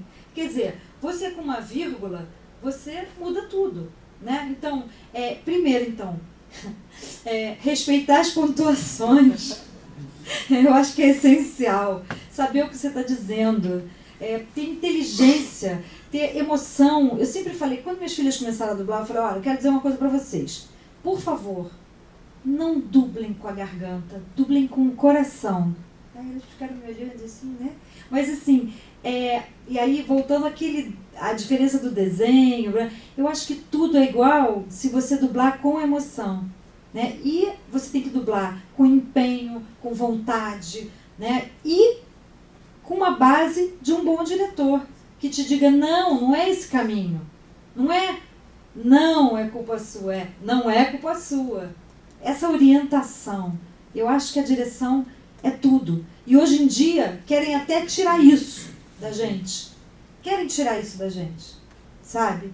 E eu acho que não pode tirar. Não pode tirar. Porque a dublagem está caminhando para não ter direção. Ou para ter um diretor que é técnico também, que já estão inventando essa história. Que o diretor... Como é que o cara vai se preocupar em operar a máquina e dirigir ao mesmo tempo? Sabe? Como assim? Né? Então eu acho que um bom filme começa com uma boa direção. Ela é muito importante. A gente tem na plateia um casal de jovens dubladores aqui, o Caio e a Amanda. Eu queria que vocês falassem. Vou pautar os meus 2 amigos aqui. Mas antes, eu só colocar uma situação aqui. Eu não sei se vocês chegaram a assistir, é porque hoje, quando passa na televisão, ele passa redublado. Rock 2, A Revanche, quando foi exibido pela primeira vez no Brasil na década de 80, ele trouxe uma situação na dublagem estranhíssima. Tem uma sequência no filme em que o cara que era o ex-patrão do Rock, quando ele era agiota, vira para ele, puxa ele no canto e fala assim, Rock, precisamos falar de um assunto. No original, ele diz, we need to talk about something. Condoms. Que seria condomínios, mas a palavra condoms é condomínios e preservativo. No original, a resposta do Rock, ele vira sem graça pro cara e fala assim, eu nunca uso preservativo. A piada era no jogo da palavra. Uhum. No Brasil, o cara fala, precisamos falar, era o Patinho fazendo, precisamos falar sobre um assunto, condomínios. Aí o Rock olha e fala, eu nunca uso. Não faz o menor sentido. Havia uma época que você não podia mudar o texto. Hoje em dia, é possível mudar o texto se não fizer sentido? Nos meus filmes, imagina. Eu te respondo, como é que eu vou fazer o Ed Murphy sem mudar o texto, sem trocar o texto? O Ed Murphy é tudo eu vou inventando, eu vou criando, Claro que você pode. Para isso é o que a Miriam falou, tem que ter um diretor que não deixe condomínio nunca ser usado, né? Então, você pode mudar à vontade. Em São Paulo eles não mudam muito. Eles ficam meio desesperados, porque agora a galera do Rio está desenvolvendo em São Paulo, eles ficam meio desesperados com a facilidade com que a gente troca texto, né? E aí eles não são muito de trocar texto, eles são mais de ler o que está escrito. Pode trocar. Nos meus filmes, por exemplo, para trocar à vontade. À vontade, troca à vontade. É que isso também acontecia antigamente, porque agora é tudo globalizado, né? Mas antigamente as pessoas não tinham muito acesso à língua, às gírias. Então, assim, o tradutor ele era muito restrito. Ele não sabia as últimas gírias, as últimas coisas, né? Não era muito viajado, né? E aí ferrou. E tinha um né? detalhe Acontecia também. essas coisas. A maioria dos diretores antigos, eles não falavam inglês. é o que ela falou, não tinha muito acesso. Então, o diretor antigo, ele era muito difícil. Olha, eu vou dizer uma coisa, de dublador que falava inglês, eu conheci o Darcy, foi maravilhoso, Paulo Pinheiro, que falava maravilhosamente bem inglês, e olha, não sei o resto. Hoje não, hoje se fala inglês com a maior facilidade, então é mais fácil, né? E hoje você tem onde consultar, se você tem alguma dúvida, você vai lá na internet, vai lá e vê, entendeu? É tudo muito mais fácil. Antigamente, quando você tinha uma dúvida, você tinha que ir lá no dicionário, que só tinha, um dicionário desse Pedir o tamanho, dicionário. e aí ele ficava 1 hora procurando a palavra, quando achava, não te dava uma explicação muito correta. Hoje, você está com o computador na mão, você está dirigindo o computador na mão, você bota a palavra, tem 15 mil explicações. O tradutor tinha que sair em campo, ou seja, vai falar sobre marinha. Ele ia lá na marinha, oi, por favor, eu posso... E uma pesquisa aqui e tal. Não tinha muitos tradutores. Não tinha muitos tradutores. Então, os que tinham, os tradutores que tinham, dentro da Herbert, que era a casa que mais tinha trabalho, eles eram poucos. E eram muitos filmes para serem traduzidos. Então, a coisa era meio... Hoje não, hoje tem vários tradutores. Bons, ruins, mas vários. Casal. Olá, boa noite, gente. Primeiramente, queria perguntar para vocês, como dublador que está começando ainda, enfim, nesse início de caminhada, vocês que têm bastante tempo de carreira, com quanto tempo, mais ou menos, vocês acreditam que começaram não sei se a palavra seria essa, mas se considerarem dubladores de verdade, assim? Quanto tempo de início mesmo? A primeira coisa que você tem que aprender é o seguinte, não existe dublador, é ator em dublagem, tá? Então a primeira coisa. A segunda coisa é o seguinte, isso vai depender muito de você, vai depender da escola que você teve, como é que você como ator. Eu acho que, inclusive, eu sempre falo isso para as pessoas que estão começando, não se engane. Se você começar a dublar e começar a perceber que não é a tua área, fique aí. Você é ator, tem tanta coisa para fazer, por que tem que martelar na dublagem? Então, aí você percebe, você vai perceber que não é a tua. Você começa a ver que o teu colega, vocês dois, você começa a ver que ela está disparando, ela está dublando com muita facilidade, as coisas estão fluindo, e você tem dificuldade. Então você começa a perceber que não é bem a tua área. Sabe, as pessoas todas acham que podem dublar hoje. Hoje eu nunca vi tanto dublador novo, eu nunca vi tanta escola de dublagem também, nunca vi tanto curso de dublagem. Então, eu acho que você tem que começar a perceber isso. E aí, com o tempo, obviamente, você vai conseguir, sabe? As pessoas vão se destacando, é uma coisa automática, né, Miriam? Quando tem qualidade, vai se destacando. Eu começo a perceber, a Miriam me fala, como é teu nome? Caio. Aí a Miriam fala, ouve o Caio? Não, ouve o Caio. Aí a gente ouve o Caio. Outro dia, a Mônica me falou assim, deixa eu ouvir o Caio falar. Eu falei, não. Ouve ele, eu não faço teste. Eu não ouço voz, eu não faço nada disso. Eu boto para dublar. Mas depois de falar, fazer teste, o cara fica nervoso, eu não estou com saco para ouvir, eu já dublei aquele filme inteiro, então eu boto logo para dublar. Aí eu chamei ele, vem cá. Aí peguei um personagem pequeno, obviamente não vou fazer isso com ele, pegar um personagem difícil, botei e ele era muito bom. Um garoto que tem 2 anos de dublagem. E esse cara nasceu para ser dublador, nasceu para ser ator, porque ele era engenheiro, morava na Europa, largou tudo para ser ator. Falei, pô, vai gostar de sofrer assim, né? Sabe? Eu falei, pô, tu saiu da Europa, veio morar no Brasil, já é a primeira grande merda que você fez na vida. A segunda é você largar a sua carreira de engenheiro. Ele falou, mas eu gosto de ser ator. Eu entendo porque minha mulher, por exemplo, ela é formada em biologia, ela é bióloga, com doutorado, com tudo, e ela não quer nem saber de biologia. Ela faz curso de atriz, ela faz curso de ator, ela não sei onde ela vai fazer curso de ator. Ela agora está querendo fazer o Concoraça, sabe? Ela já mandou 10 coisas, mas é muito difícil o Coraça. Mas ela manda. E ela já falou, assim que o Coraça disser, eu me mando para lá e vou fazer. Então, ela aplica nela, ela investe nela. Ela pretende ser uma boa atriz. Então, ela tem que estudar, tem que correr atrás. Não é você chegar lá, pegar aqui, abre aqui, página tal. Ah, eu vou fazer, não. Começa a perceber, ouve os outros atores mais antigos interpretando. Fica olhando, vê televisão. Lê jornal, eu sempre dizia isso quando eu dava aula. Lê jornal. Pega o jornal e lê. Vê quantas vezes você vai errar. Se você começar a ler e não chega nem na metade do jornal, já errou 6 vezes, 8 vezes, 10 vezes, a primeira coisa que você tem que fazer é leitura. Porque o dublador, ele tem que ler muito rápido, ele tem que ter um raciocínio muito rápido, a leitura muito rápida e a interpretação em cima da agulha. Eu sempre digo o seguinte, a minha memória é uma desgraça. A da Miriam deve ser também. Porque todos os dubladores têm a memória descartável. Porque eu, por exemplo, eu vivo decorando. Eu acho que a Miriam também faz isso, né? Eu vivo decorando. Eu sempre digo o seguinte, a gente bota um olho lá na tela e o outro olho aqui no papel.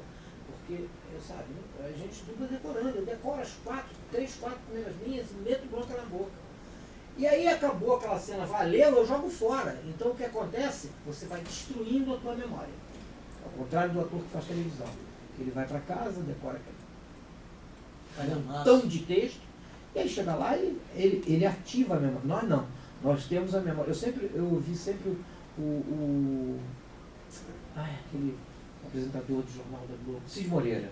Ele dizia isso. Eu saio do jornal, as pessoas me perguntam, mas o que aconteceu naquela coisa do trem? Ele não sabe nem que ele leu a notícia do trem, não lembra disso. Ele jogou fora. Então a gente faz muito isso. Para ser um bom dublador e para você atingir, eu acho, 8 anos, se você for um bom ator. Olha, eu acho que depende, na verdade, até das oportunidades que você vai ter. E isso é uma coisa muito legal também de se falar, que a gente tem que ter uma postura adequada até para procurar esse trabalho. Porque, por exemplo, tem gente que fala, posso fazer um teste? Aí faz o teste, eu falo, nossa, que pessoa boa. Aí na semana seguinte não aparece, 2 meses depois eu falo, quem era mesmo? Como é que era o nome? Como é que era a cara? Não sei mais. Eu então, já esqueci mesmo. Então, assim, ou seja, o que seria legal era você você fez um bom teste, volta de vez em quando, uma vez por semana, mas não querendo ser chato. Né? Tem um limite entre o chato e o interessado. Se você for chato, erque. Agora, se você for interessado, vai ser muito legal. Né? E se você sumir, eu não vou lembrar de você. Agora, assim, a gente tem uma época que começa a achar que está dublando muito, muito bem. Você começa junto, termina junto, estou dominando. Aí vem, de repente, uma hora, começa um processo esquisito que você acha que está desaprendendo. É nessa hora que você está aprendendo. Porque você está começando a ser mais exigente. Não basta começar e terminar junto. Você quer pegar aquela labial, você quer pegar o ritmo, você quer pegar o tom, você quer pegar o volume. Sabe? Tudo isso é um conjunto muito difícil de você botar nesse quebra-cabeça. E quando você começa a botar tudo, já tem um tempo de estrada para isso. Sabe? E é maravilhoso. Maravilhoso. Também depois que você pegou tudo, aí a coisa é mais fácil. Bem mais fácil. Você não pode achar nunca que você sabe tudo de dublagem, porque não sabe. Eu, por exemplo, sei tudo. Mas você nunca pode dizer que sabe tudo. Como eu sou mais nova que ele, gente, eu ainda não sei. Ela não sabe. Mas você vai aprendendo.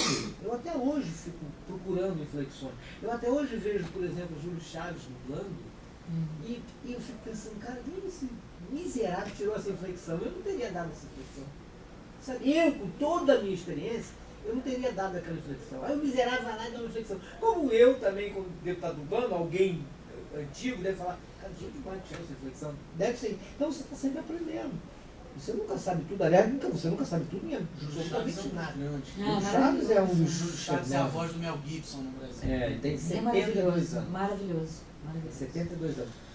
A gente está chegando. Não, é porque essa coisa de se colocar no topo, você pode até estar no topo. Aí daqui a pouco todos os topos dos outros passam o seu topo e você fica no seu topo lá embaixo.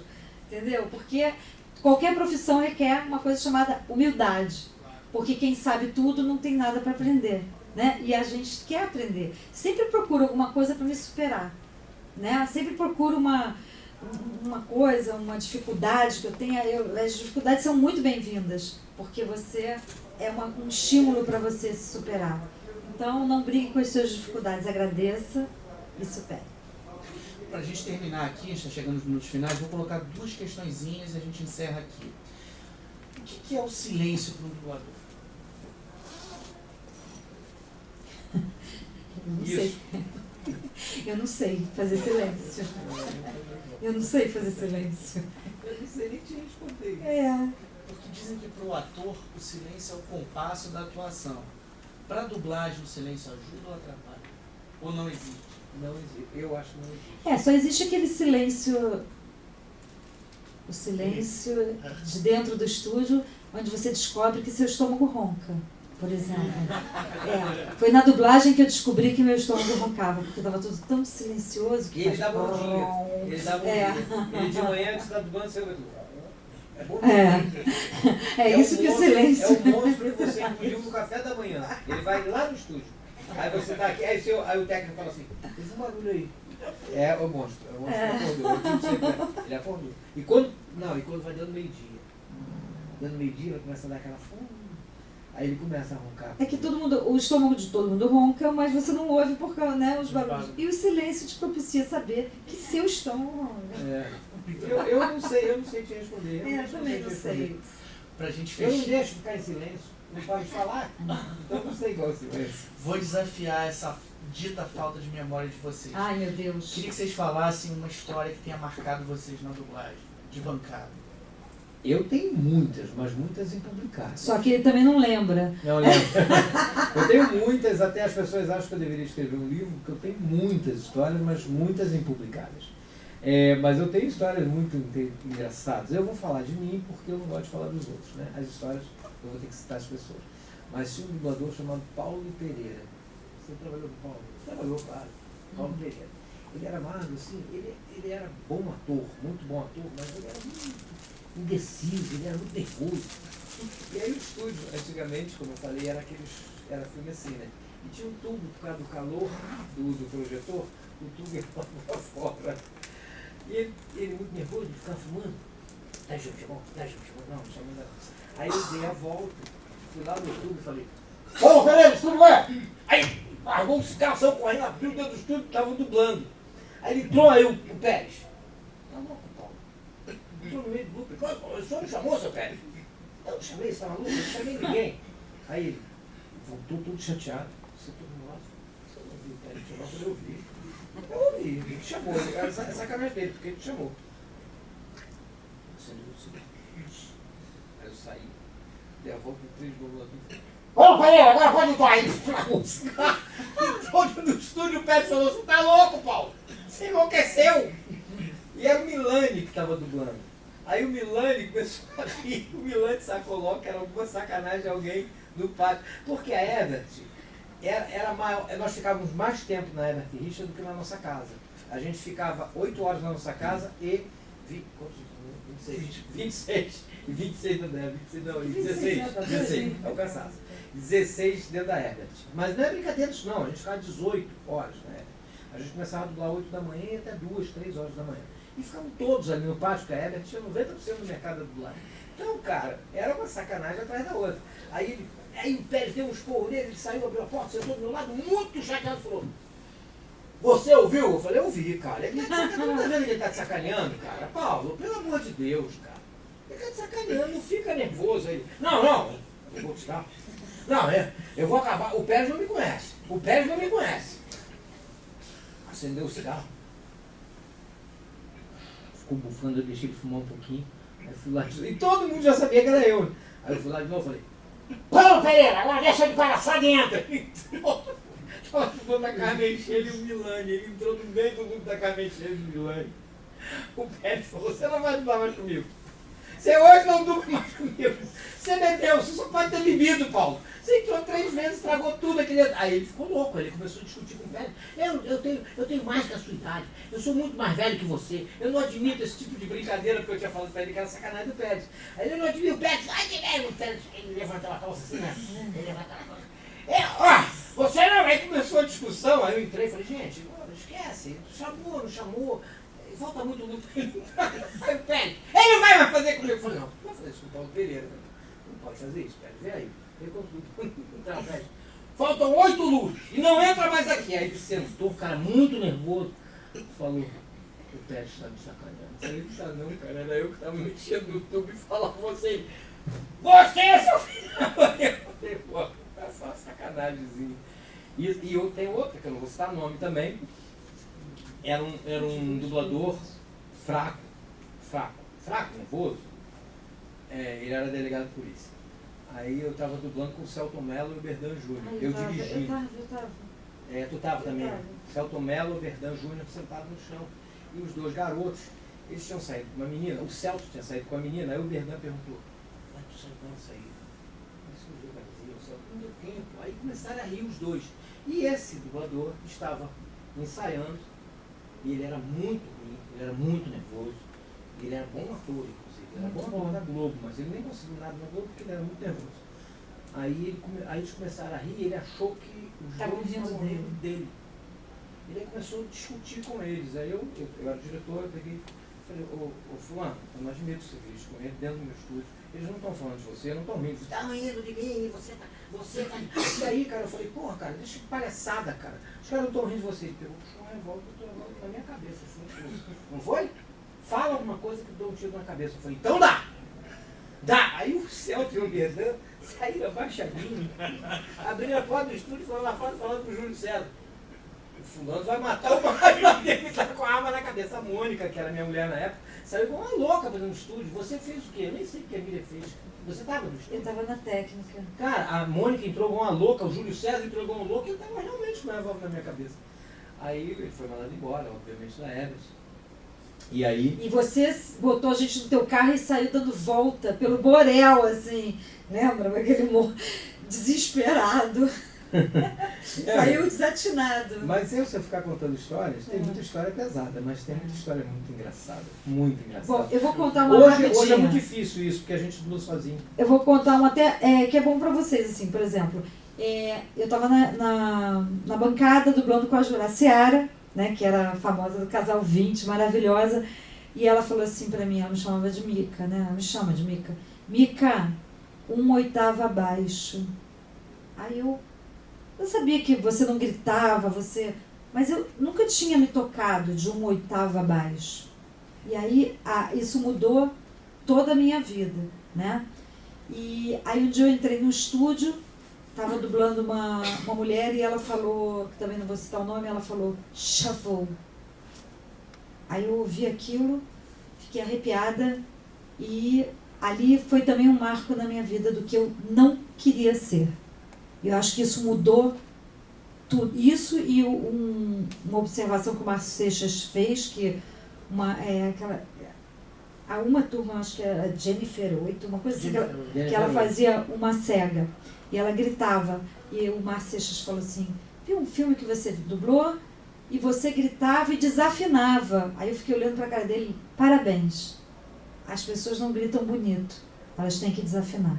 Isso também foi um marco na minha vida. E o shuffle, eu agradeço mesmo ao shuffle daquela bancada, porque aquilo mudou a minha vida. Então, assim, sempre atento no estúdio, com o bom e com o ruim. Agradeço a Jura, aquele 1/8 abaixo que ela me disse, que eu peguei, né? Porque também, né, a gente tem que absorver, né? Selecionar e absorver. E isso, não tem história engraçada como o Mário, porque as histórias engraçadas eu já esqueci, que a memória não é boa mesmo, né? Mas eu sei que eu vou chegar em casa e vou lembrar de alguma. Aí eu falar, que pena, não contei. Tem uma história muito mais engraçada, que não foi comigo, mas eu participei. O Mário Monjardim estava dirigindo. Aí, aquele monte de gente dentro do estúdio e tal. Aí entra o Márcio Seixas com uma velhinha, assim, horrorosa, com a pele caindo, assim, horrorosa. Aí entrou ela de preto. Aí ele falou assim: monge, tinha que ser o que assistiu lá, a senhora deixa o nome botar aí dentro.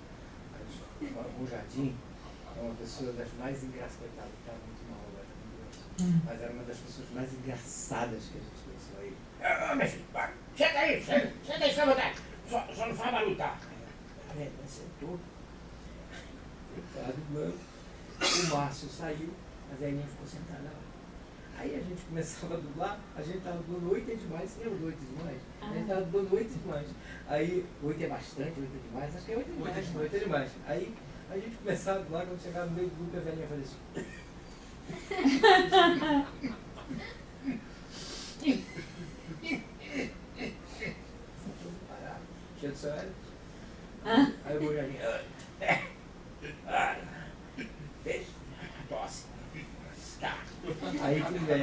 engraçado lá quando chegava na metade da fala, velhinha.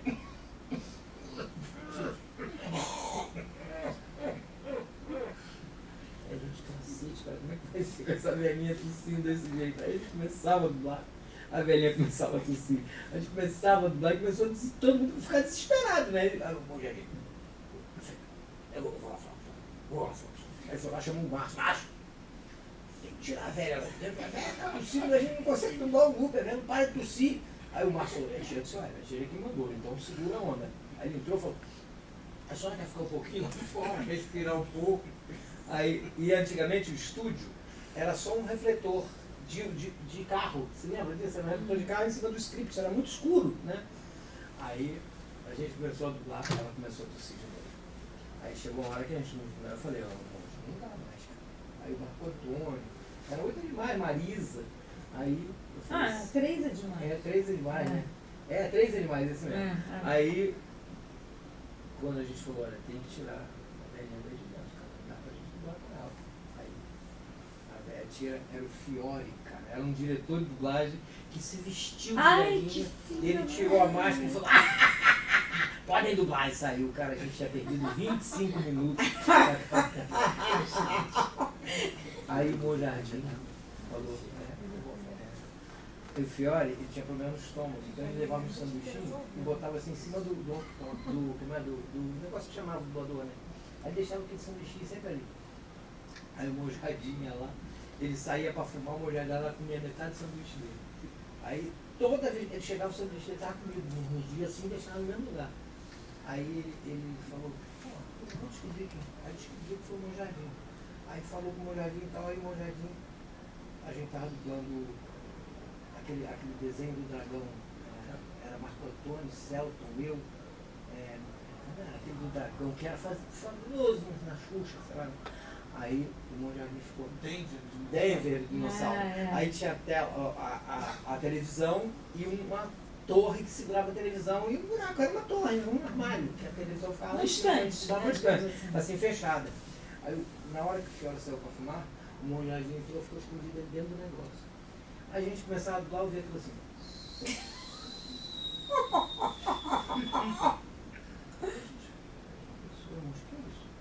Cara, isso ele fez pelo menos umas 20 vezes. E o Mojardim começou a achar que era a gente, que a gente começava a rir, cara. Quando chegava na mesma palavra, a gente parava aí. Ao contrário, o Fiore que estava dirigindo. O Fiore dirigindo, o Mojardim era outra coisa. Aí o Fiore falou, olha, vamos fazer o seguinte, agora para de brincadeira, porque, Mário, eu falei, não sou eu, cara, eu não estou fazendo, olha pra minha boca, você vai ver que não sou eu. Aí Marco Antônio, Celto, eu não era ninguém.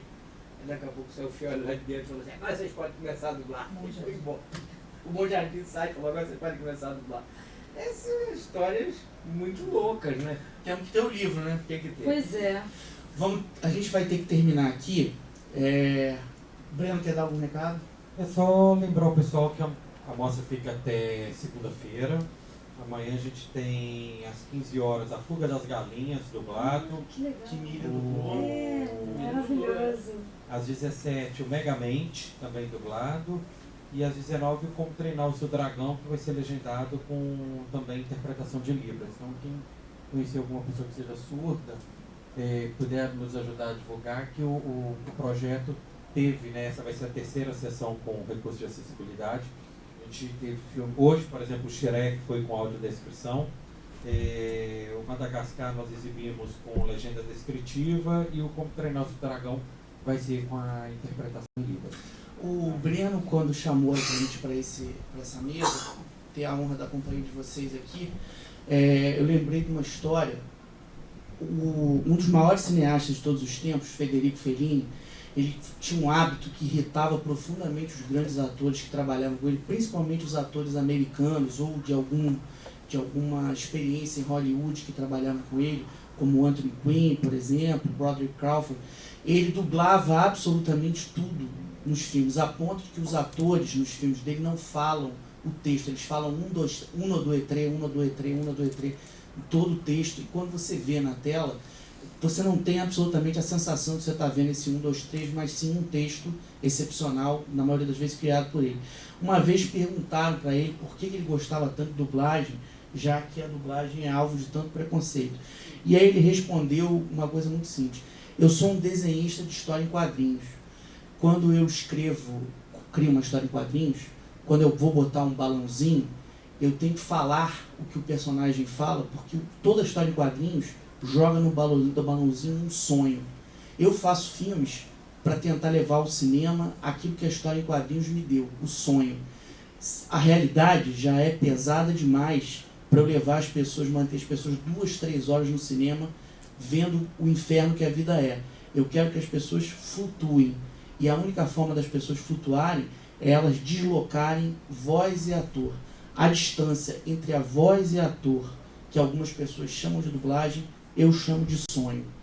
Obrigado, Miriam Fischer, por você existir. Obrigado, Mário Jorge, por você existir. Obrigado a vocês. E obrigada, Rodrigo, pela força que você dá para a dublagem. Você dignifica o nosso trabalho. Obrigada. O primeiro elogio que eu recebi como dublador foi daquele jornalista. Minha cabeça está muito ruim hoje. Arthur da Távola. Eu tinha feito um filme que era um filme de gays, isso há muitos anos. Eu tinha sido escalado para um personagem que era um gay postido, problemático, e o Ricardo Schnedes tinha sido escalado para um gay muito louco. Rapaz da banda. Esse cara é um gênio, né? Sabe tudo. Cara, aí na hora, direção do Thelmo Develar. Aí na hora o Ricardo não conseguiu fazer. O cara, ele fazia o cara sério e o Thelmo falava, não, eu quero que seja assim. Aí eu chamei o Ricardo e falei, cara, porque eles começaram a discutir os dois. O Ricardo começou a dizer que não queria fazer, que não ia fazer. Aí eu chamei o Thelmo e falei, eu estou me sentindo mal nesse dia. Bota o Ricardo nesse dia que ele vai dar um show e eu vou fazer o dele. O papel é menor, mas eu faço o dele. E foi um show de dublagem. E aí um dia eu acordo de manhã e a Mônica, minha mulher, falou, eu era assinante do Globo. Ela falou, você já leu a crônica do Arthur da Távola? Eu falei, não. E o título era Esses Heróis Anônimos. Ele falava da dublagem dos Rapazes da Banda. E ele falava, eu queria fazer um elogio especial ao ator que dublou o personagem, que era a bicha muito louca, que sofria da mão deles, que é tão sacaneada, tão humilhada, que ela acaba se matando, não é isso? Aí ele falou que queria fazer um elogio especial e pedir desculpas por não saber o nome dele. Hoje todo mundo sabe, né? Porque hoje tem internet, todo mundo sabe o nome, sabe o nome dela, todo mundo sabe que naquela época eu não sabia. Ele fez um elogio, eu tenho isso guardado até hoje. Esse foi o primeiro elogio que eu recebi na dublagem, para mim foi muito bom. Eu tive a oportunidade de agradecer ele. Um dia Miguel Pereira, eu estava numa pousada e ele estava, e eu fui lá. Ele foi uma pessoa muito simpática. A segunda pessoa que sempre elogia, ele elogiava muito a dublagem. A pessoa que sempre elogia muito a dublagem é o Rodrigo. Eu não conheci o Rodrigo. Aí um dia o Garcia Júnior falou assim, Mário, você conhece o Rodrigo Fonseca? Eu falei, só de nome, pessoalmente não. Pois é, ele é louco para te conhecer. Eu falei, pô, a gente vai se conhecer. E a gente marca até hoje uma saída para vir e a gente nunca consegue, mas a gente conseguiu se conhecer. E eu queria agradecer, pena que não tem tanta gente, a tudo que o Rodrigo já falou de mim. Tudo. Então, é emocionante, eu fico até emocionado. Tá? Eu quero agradecer vocês a presença, e muito obrigado, Rodrigo Fonseca. Crônica da década de 80? Hã? Dos anos 80. Esse filme foi exibido no Brasil em 82 na televisão. Essa peça foi uma peça. Isso foi montada no Brasil com a Disney, o maior elenco masculino que o Brasil já teve. Era Raul Cortez, Valmor Chagas, Osmar Prado, Otávio Augusto e Raul Cortez. E Pereio na peça. Até hoje, talvez você não saiba disso, o Raul Cortez, que não era um homem de elogios, viu a sua dublagem, e uma vez eu conversando, eu fiz uma entrevista com ele no set lá Boracay, ele me falou que a única vez que ele achou que um ator engoliu ele foi comparado com você dublando na Rapaz da Banda. Era o papel que ele fazia? Ele fazia o papel. Eu não posso nem agradecer ele. É uma pena. E só atores maravilhosos, que eu tive a oportunidade de trabalhar com quase todos. Porque antes de fazer dublagem eu fiz cinema. Eu fazia cinema. Meu tio, Roberto Piralisi, era um diretor italiano, que foi quem me botou em cinema. veio para o Brasil, dirigiu vários filmes brasileiros e eu tive o prazer de trabalhar com quase todos eles, acho que todos eles, sendo que o Pereira foi o que eu mais trabalhei. O espaço do CCBB é um espaço muito gregário, que faz um trabalho de uma plateia muito híbrida e é fundamental por isso.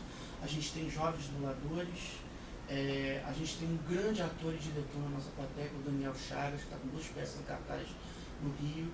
A gente tem gente que é analista de sistemas, a gente tem gente de todas as profissões aqui.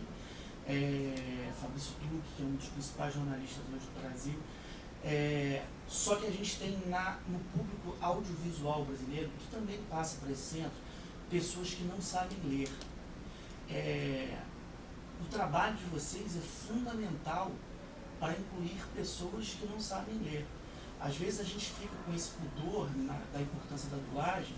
Eu acho que a gente tem uma geração de pessoas aqui que aprenderam a amar vocês pelo talento de vocês. Agora, existem pessoas que amam vocês porque realmente não tem opção, que é uma opção de inclusão. Eu abri esse papo falando que esta mesa é muito mais do que uma mesa sobre animação e sobre abrigos. Essa mesa é sobre invisibilidade cultural. A invisibilidade daqueles que não têm a oportunidade de saber o que é farândula, ou saber o que é clemência, ou saber um ABC, são pessoas que vocês conseguiram integrar, e pessoas que tiveram a oportunidade de crescer com vocês. Então eu acho que se a gente tiver que usar uma frase para fechar esse papo, além de muito obrigado a essa plateia pela generosidade que vocês tiveram com a gente, os heróis do anonimato, que esse anonimato um dia acabe. Muito obrigado por vocês trabalharem e existirem. Hoje Pessoal, obrigado mais uma vez. Na saída nós vamos entregar um exemplar do catálogo da mostra para vocês, tá? Para cada um.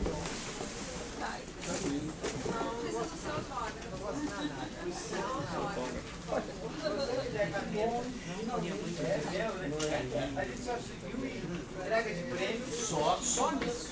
E se falou, né? Eu ganhei tanto prêmio em São Paulo que cancelado. A entrega do Oscar da dublagem cancelada. Obrigado.